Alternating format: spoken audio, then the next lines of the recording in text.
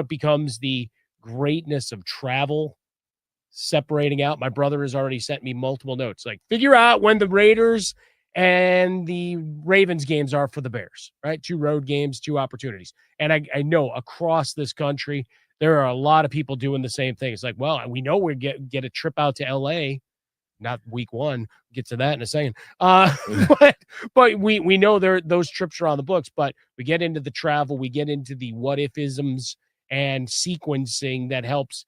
Strength of schedule is a nebulous number until we start putting things in sequence to see how teams have to play it out. Yeah, in fact, you will know the opponents for teams, most of them for next year already. So a lot of this has been in place for a long time, but once the standings from the previous season are finalized, you figure out what first place teams you're playing from other divisions, if you're in first place in your division, and so on. So we know the opponents, we just don't know the order. Well, we're going to start to find out over these next couple of days before the full release on Wednesday on what some marquee games are going to be. We're going to find out who the season opening kickoff matchup is. Fox will announce who their first primetime game that they're going to have. We're going to find out Monday and Tuesday. Schedule leaks, international games will be released at that point, something to look at. I think when fans get the schedule, they look at a couple of things. Number one, they look at when their team's bye week is. So if they have to do fall travel or do something in the fall, they'll schedule it during their NFL team's bye week. Those pesky fall weddings. Yes, that we keep absolutely. talking about. Absolutely. But it is an interesting week. And it's also what I think, Mike, is the final event before we get a true break from football, because we really haven't since the Super Bowl. After the Super Bowl, your players are being released. Players are maybe signing contracts before the league. Number 1 on your car radio preset and the new and improved iHeartRadio app. WINCA Miami, WMIB FM HD2 Fort Lauderdale. Free never sounded so good. 1-0 pitch. Stowers cracks that one out to center and deep. Siri is back. He looks up and it's gone. The Marlins waste no time. Kyle Stowers with a 2-run shot, and they take a 2-0 lead in the first. Miami Marlins baseball is on deck. 2-1. That kicks away from Rodriguez. Hill breaks for the plate. There will be no throw. And on a wild pitch, the Marlins walk it off again. 1-2. Conine lifts out to left field. Tommy Pham working back to the warning track. So is Sawinski. They look up and it's gone. Griffin Conine to left center. And we're tied at 2 in the 7th. Marlins on deck. Brought to you by ADT, the official smart security partner of the Miami Marlins and Norwegian Cruise Line. Experience more at sea. Let's head out to the ballpark. Here's your host, Steven Strong. All right, nice job, Ricardo and Ahmed. Welcome live from Wright Field in the South Side, Chicago on a 62-degree crisp Sunday afternoon. In the Windy City, you're listening to Miami Marlins baseball on the radio, Fox Sports 940 Miami. Game 39 of 162. Happy Mother's Day, Lynn Strom, and all the wonderful mothers out there. All on-field personnel will wear a special pink ribbon decal on their jersey to signify breast cancer awareness. Myself, Jack, Rod, we all have our pink ribbons on in, again, conjunction for Mother's Day 2025. We've seen some jaw-dropping moments on Mother's Day. We actually spoke to Dallas Braden, who famously pitched the perfect game on Mother's Day. We'll see what's in store this afternoon here at Wright Field in the south side of Chicago. We're pumped to bring in the rubber match Game 3 of a 3-game interleague set between the 11 and 29 Chicago White Sox and your 15 and 23 Miami Marlins. Quick footnote for you. Today's game marks the first time in Marlins history they have played an AL team on Mother's Day. It's a sandy Sunday in Chicago. Alcantara is set to make his 8th outing of the year. He'll go opposite Sean Burke, 25-year-old right-hander, who makes his 8th start of the season for the Sox. First pitch slated for 2:10 right here on the Marlins Radio Network. Hi, everyone. Thanks for making Marlins on Deck a part of your Sunday afternoon with Jack McMullen and Rod Allen. I'm Steven Strom. We got an awesome show for you ahead, very much so with the Mother's Day theme intact. We'll first hear from Dane Myers, Liam Hicks, and Eric Wagaman. Steve Stone, in his 18th season as White Sox broadcaster, joins Jack McMullen to get us ready for the rubber match. We'll get you at the count with Sandy and Burke. Jack will jump in to discuss Sandy's start tonight, our Expo question of today at Marlins Radio, and Steve's guarantee to victory. I apologize. We're going to tug at the heartstrings here this afternoon. Here was Dane Myers, Eric Wagaman, and Liam Hicks on what it means to play on Mother's Day. Special relationship.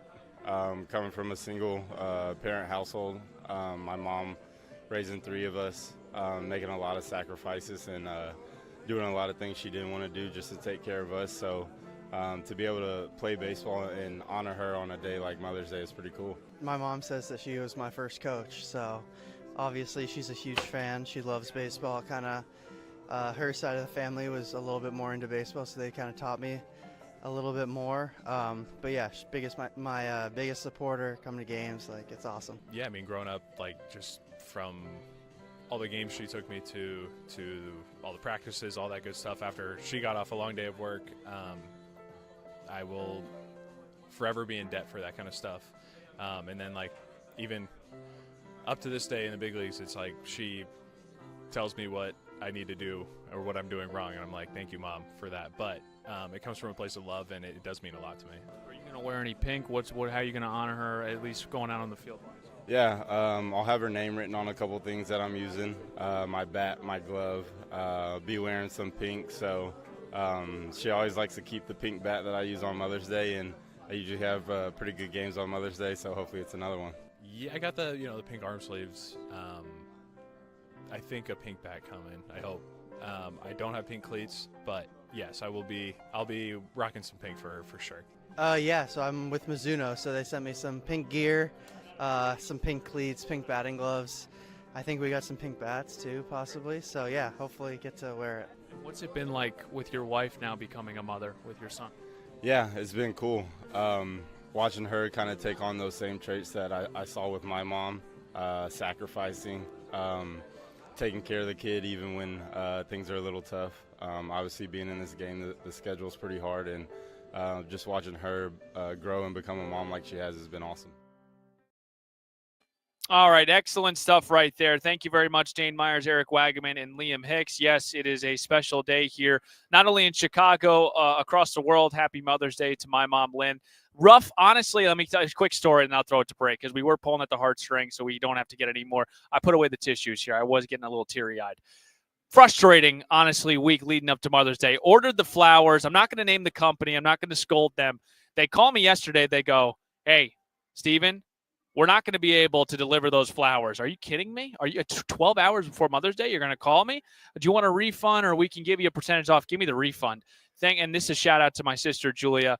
Venmo'd her. She went out, got the flowers. Mom was taking care of this morning. Make sure you call your mothers. Make sure you get her flowers, chocolates, whatever it may be. I actually got my mom something pretty cool. Out in the pool, she got a little setup where she can put her wine glass, little chips, whatever she wants to snack on in the afternoon. It's a flotation device. So good stuff on that on my end. Happy Mother's Day to you, Lynn, and all the mothers out there here in the world. We'll break here. We'll get Steve Stone on. We'll get you ready back to baseball. Game 3 series finale rubber match between the Marlins and the White Sox back in 2 minutes on the Marlins Radio Network. Masterminds behind it. Nope. We got him. Yeah, we do. 1-1 pitch. That one hit high in the air, out to left and deep. Conforto is back, and that's a get-right swing for Agustin Ramirez. He was a little cold, but a big swing from the rookie catcher is a 3-run shot, and all of a sudden, it's a 3-run game. Can I cut you off real quick? This is where the podcast actually starts. Take a look at Steven's t-shirt. No way. Are you guys rolling? We're rolling. We're rolling. Oh, cool. What's up, guys? Those were 2 time-buying questions. Thanks for joining us. Don't leave me hanging, though. Oh, man. This is so good. So for our Spotify and Apple Podcast crowd, Steven found a shirt on Amazon that says, I love it when my wife lets me watch Eric Wagaman. Oh, I remember. This shirt's on Amazon. What's the deal with this shirt? Again, I love it when my wife lets me watch Eric Wagaman. What's going on? So we had an interview with Eric in the offseason, and it was actually credit to Kyle Seeloff. He was like, I think there's a T-shirt of my wife loves it when I watch Eric Wagaman. I love it when I love the inning with a single. It's 3 straight innings with a leadoff knock. The pitch to Liam Hicks. That one drilled out to right. He got that one. Liam Hicks sends it into the Dodger bullpen. His second big league homer, and it's 2-1 Fish in the 5th. Paez couldn't catch that one, Jack. From Luis Garcia. 1-2. Another sweeper, and Norby drills it. Out to left. Conforto back. Conforto leaps up, and it's over his head and off the wall. Augustine will score from third base, and Connor Norby with an RBI double. We're tied at 3 in the bottom of the 6th. Looks like he got a little Kenley Jansen in his setup. Dane Myers lines one up the middle. That's in for a base hit. Happy Mother's Day 2025. Steven Strom, Jack McMullen, Rod Allen have your call at 2:10. Thanks for hanging out with us on this Sunday afternoon from Rate Field. Really nice win for the Marlins yesterday. They upend the Chicago White Sox 3-1. Eric Wagaman, first career triple, big hit in the 8th. 10 of Miami's 38 games this year have been in comeback fashion. Nice win for the Marlins. Now Sandy Alcantara will look to win the series here in Chicago. Steve Stone's been here for quite some time, a legendary voice in the sports community here in Chicago and really across all of baseball. Our very own Jack McMullen caught up with Steve to preview Game 3. From one Steve to another, Steve Stone is the TV analyst for the Chicago White Sox. You were with the Cubs in 2003. I want to ask you what you remember about that 03 Marlins team. I just remember they were pretty good, and I thought that the Cubs had a really good chance that particular year, but it was a solid Marlins team. They went on to play just great baseball. I remember they had a way to beat you with a lot of different things, whether it was the pitching or a little power or just kind of finessing the game. They had speed. They had just about everything. It was a well-rounded team. Steve, you've been in this business for a long time. Do you have a favorite Marlin that comes to mind just over the years of seeing them? No. I didn't follow the Marlins all that carefully. I do know that they were a very successful organization, but as far as a favorite Marlin, not exactly. Gotcha. Sandy Alcantara is a guy that, we've seen try and work his way back from a major elbow surgery. This is a Cy Young winner and ace. In your experience seeing, kind of top-of-the-line talent on the mound working their way back from injury, what do you typically see in terms of the last thing coming back? Well, the first thing you have to understand is that if your arm is going to fall off, it will fall off and then do something else, but you can't protect yourself. Long after the physical aspects of any injury are by the boards, the psychological aspects are there. You're throwing the ball as hard as you could before, and you're trying to get the same velocity you have, and you're fighting to get the same stuff as you had before surgery. But in your mind, it's, I'm feeling for something, I'm throwing, I'm feeling, but realistically, you can't do that. You cannot be successful. And last one for you, Steve. Sean Burke. This is a guy that started on opening day for you guys. It's back-to-back years where you really know next to nothing about the White Sox opening day starter in terms of a starting pitcher. Garrett Crochet, obviously that worked out really well. What have you seen from Sean Burke so far? When Sean started with the organization, he was really highly thought of. And then he had a lat issue that kind of took that away. And in spring training was an open call for who's going to be number 1, number 2, number 3 as far as the starting rotation, and Sean threw it real well. Got the honor of the opening day start, but his stuff is good. He's been throwing strike one consistently.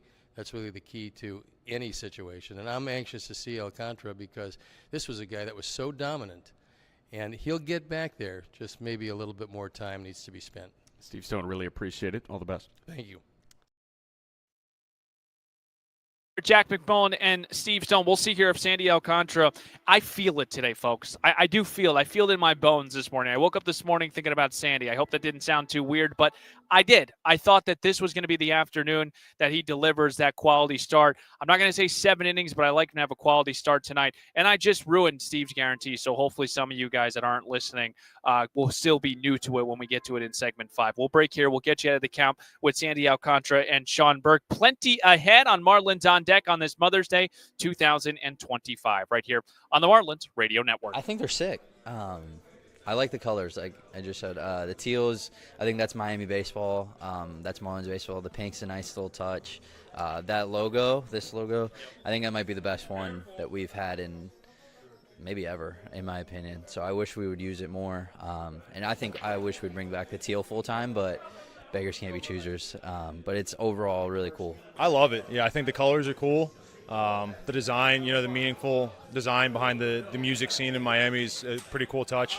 I feel like they're not too different from our normal uniforms, but they have just enough flair to draw a crowd, hopefully, and feel cool wearing them. I like them. I'm a big fan of highlighter colors. I love the bright blue and the bright pink. That's what I got for you. You guys are the first team in Major League history to have an area code donned on your cap. What do you think about that? It's a unique touch, I think. Everyone knows Miami is the 305, Pitbull, the music industry, which is what the jerseys are pretty much themed from, and the history behind the Marlins organization, the 2 World Championships. It's cool, and there's so many different things to do in Miami. There's so many different people. It's a community that brings everybody together, and I think that's what the jersey is really about. I love it. I think that's kind of synonymous with what people think of when they hear Miami. Pitbull really did a good job. We said the same thing. Yeah. I think everyone knows what the 305 is, so I think it's a cool hat. If you had to take any fashion advice from your teammates, who would be the guy you take some fashion advice from? Yeah, probably Connor Norby. Yeah, I'd say more of like the reverse of what he does. Don't do that. Thanks for the time. Check GoodRx. To start saving today, go to GoodRx.com. GoodRx is not insurance. Hey, this is Andrew Nardi, and you're listening to Marlins on Deck with Steven Strom on the Marlins Radio Network. Mother's Day 2025. Marlins looking to win a series here at Wright Field. They will stick in Chicago. We'll finish this one with the White Sox and open up a 3-game set with the Cubbies at Wrigley Field on the north side. Steven Strom, Jack McMillan, Rod Allen. It's fantastic to have you all aboard here on this Sunday afternoon. Let's get you ahead of the count. We'll start here with Sandy Alcantara, 29-year-old right-hander, who will make his 8th start of the campaign in 2025. He comes in with a 2-4, 8.42 ERA in 31 frames. His last start was on Monday in Miami against the Dodgers. Much better than his line reflected, folks. 5 frames, 6 hits, 5 runs, 4 punch-outs, and a walk. Really just made 2 mistakes to Freddie Freeman and Shohei Ohtani. Those 2 will not be featured in this lineup this afternoon, just an FYI.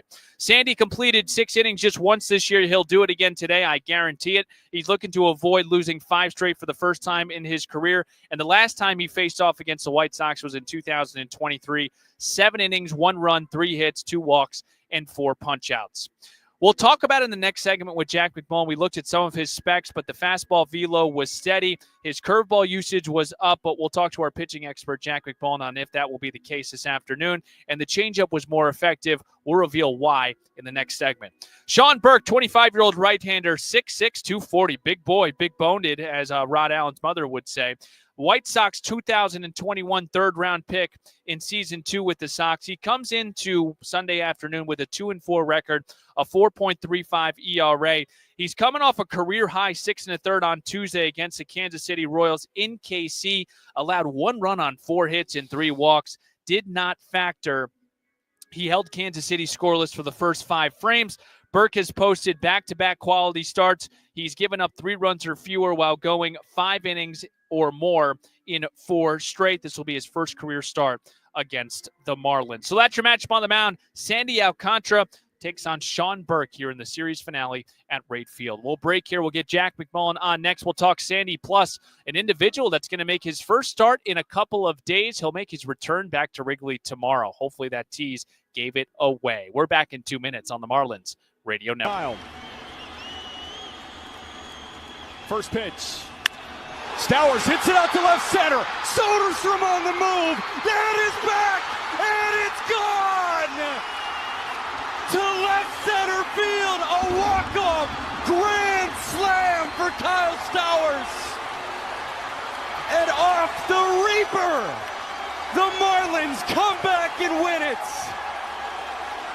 Through 8 games as an Athletic, Paredes 4 for 20, and that one is and through. That's hit number 5. They're sending Urshela around third. Dane's throw coming home up the third base line a little bit, but Fortes, the catcher, dove and swiped the tag on Urshela's shin as he sprinted by. Yeah, I think pulling the ball in the air, hitting the ball in the air a little more than I have in the past in general, not just pull side, but that pull side ball in the air rate is good for me. That's showing me that I'm in a position to do some damage. I'm not being passive, not getting B swings off up at the plate. So as long as I'm ready to hit and on time for the fastball, that's usually when I'm at my best. So if I'm in my hitting position on time, I'm able to hit those pull side fly balls. So I think that helps a lot. Gold standard of that might be on the other side right now, but Norby rips one into left field. That drops in for a base hit. That stung and pulled by Norby. Wagaman comes in to score, and the Marlins on the board. An RBI single from Connor. It's 6-1 in the sixth. Masterminds behind it? Nope. We got him. Yeah, we do.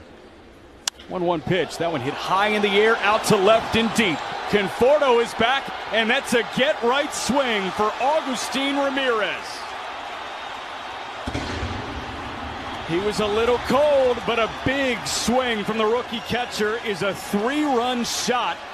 And all.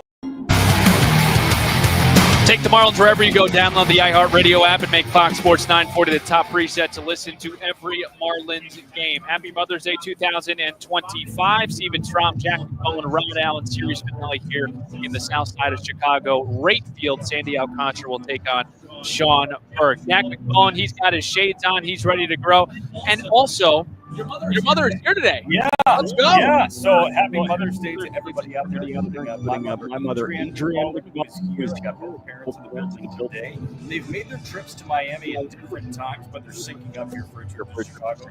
So get them in the booth. And Ron Allen's wife, Adrian, is going to be up here at some point as well. So it's just a great day to celebrate so much of what mothers do. And obviously, literally figuratively, we're not here with you. Yes, sir. And I want to share just some baseball memories. I remember going to the park and my mom constantly driving me, and she wanted to like hit me pop flies and ground balls. I got to give credit to Dad there, but my mom, at least, like, I think the beauty of at least my mom was she wasn't a big sports fan. So when I did come home and I did go like 0 for 4 and I was really upset, she was like, "Do you want to like go get ice cream or something?" And I'm like, "Fine."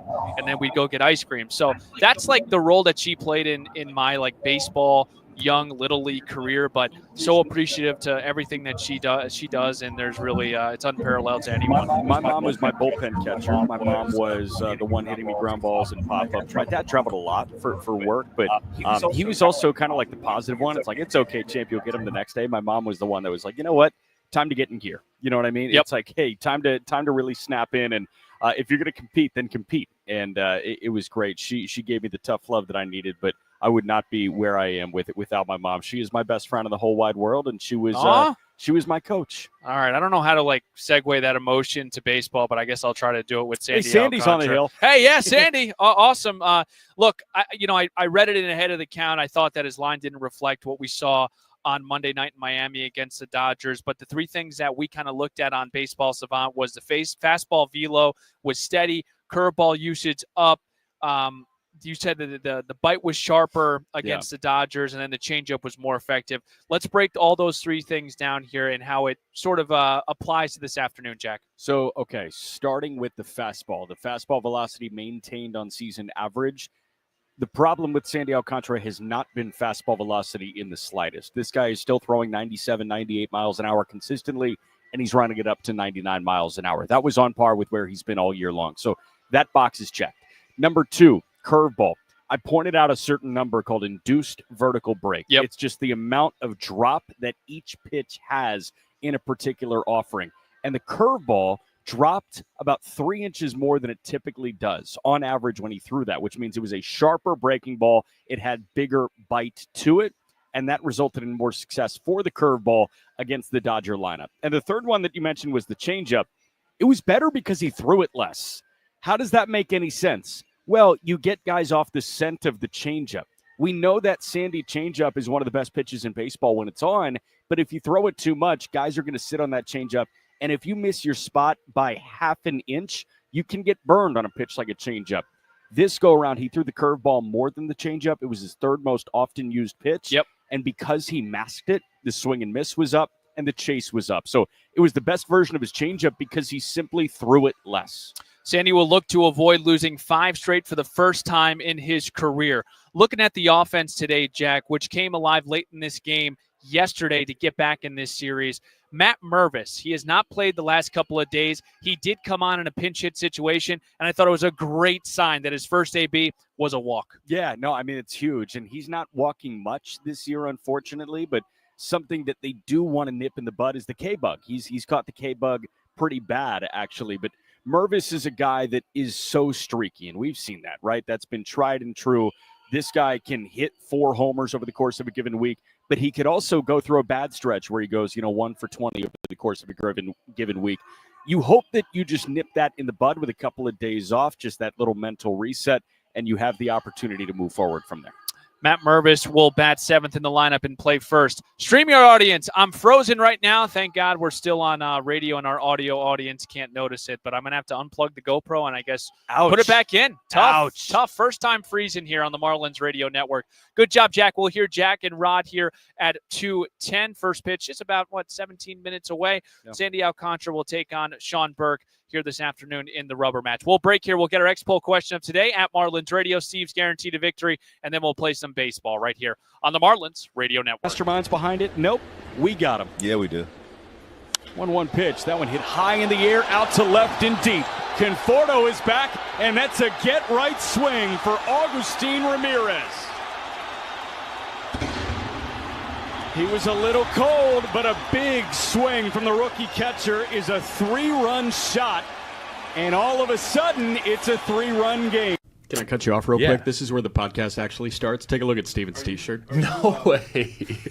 Are you guys rolling? We're rolling. We're rolling. Oh, cool. What's up, guys? Those were 2 time-buying questions.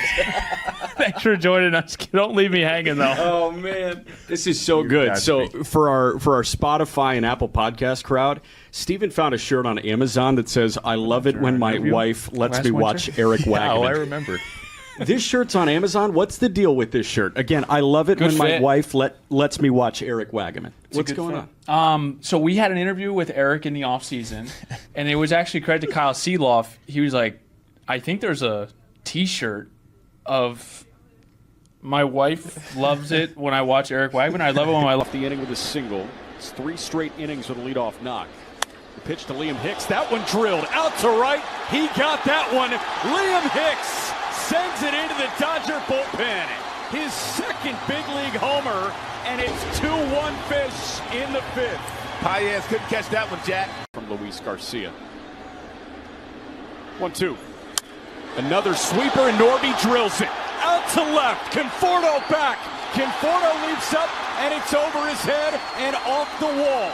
Augustine will score from third base, and Connor Norby with an RBI double.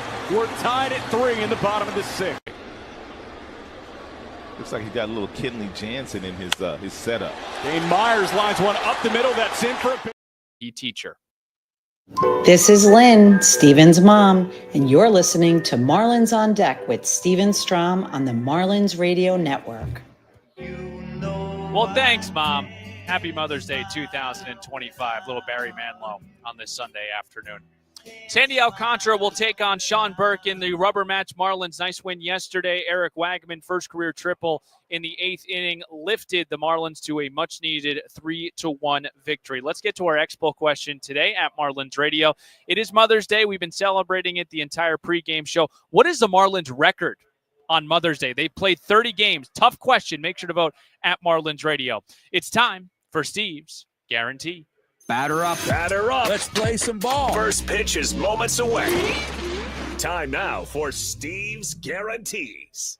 Today is the day Sandy punches in a quality start. I'm bullish based off his last start. Me and Jack just discussed it against the Los Angeles Dodgers. He just made 2 mistakes to Ohtani and Freeman. This White Sox team, respectfully, is nowhere near that LA lineup. I think Sandy breaks through today with a quality start. Folks, I hope you got the itch for first pitch, because when we come back, Jack McMullen paints the picture. Rod Allen, he's ready to rock. Starting lineups in first pitch is right around the corner. Thanks for tuning in to the Marlins on Deck pregame show. I'm Steven Strom. Let's flip the M together. Miami Marlins baseball is next. This is the Marlins Radio Network. Workdays can be unpredictable.